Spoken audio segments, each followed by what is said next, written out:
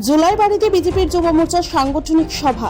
বিজেপির যুব মোর্চার উদ্যোগে জোলাইবাড়ি বিজেপি মণ্ডল কার্যালয়ে এক সাংগঠনিক সভা অনুষ্ঠিত হয়।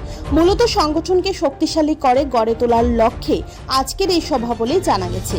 আজকের এই সাংগঠনিক সভায় উপস্থিত ছিলেন বিজেপির প্রদেশ যুব মোর্চার জেনারেল সেক্রেটারি বিপিন দেববর্মা, যুব মোর্চার দক্ষিণ জেলার সভাপতি বিপুল ভৌমিক, ৩৮ জোলাইবাড়ি বিজেপির মণ্ডল সভাপতি অজয় রিয়াং, এমডিসি সঞ্জীব রিয়াং সহ অন্যান্যরা।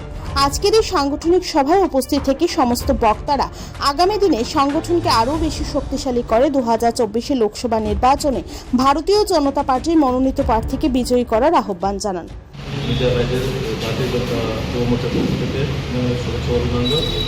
আজকে আমরা ৩৮ জুলাইবাড়ি মণ্ডলের যুব মোর্চার পক্ষ থেকে আমাদের যে 30শে মে থেকে 31শে জুন পর্যন্ত যে মহাসম্পর্ক অভিযান যে আমাদের কর্মসূচি সেই বিষয়গুলো ঠিকঠাকভাবে হচ্ছে কিনা এবং আমাদের সর্বভারতীয় সভাপতি জেপি নাড্ডাজি উনিও আগামী 17 তারিখ আমাদের এই শান্তিবাজার মণ্ডলে আসছেন।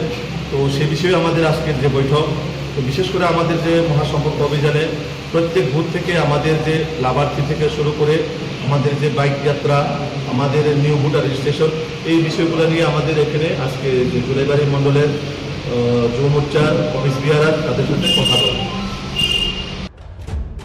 Bureau report, Tripura news.